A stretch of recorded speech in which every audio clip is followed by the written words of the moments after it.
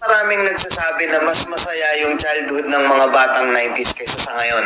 Bakit mas maraming nagsasabi na yung mga batang 90s mas swerte sila? Kasi mas masaya yung mga naging childhood experiences nila. Simple lang. Mga batang 90s, pakinggan nyo to. Lapit ka konti. Nung panahon natin, hindi pa uso cellphone.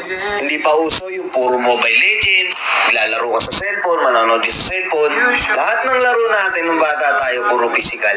Naalala mo pa ba yung lalabas ka sa hapon para lang makipaglaro sa mga kaibigan mo? Yung tipong nababatrip ka na kasi nabuburot ka na sa laro. Pero tuloy ka pa rin kasi masaya ka makipaglaro sa kanila. Yung tipong lalabas ka ng alas 3 ng hapon hanggang alas 6, hindi ka na pwedeng magpagabi kasi mapapalo ka. Pero yung maiksing oras na yun para makapaglaro ka, pakiramdam mo ang haba-haba na. Naalala mo pa ba? Pag galing mo sa eskwela, madaling-madali ka kasi may papanoorin ka pa. Oo, kasi yung mga palabas na TV noon, puro pambata pa. Puro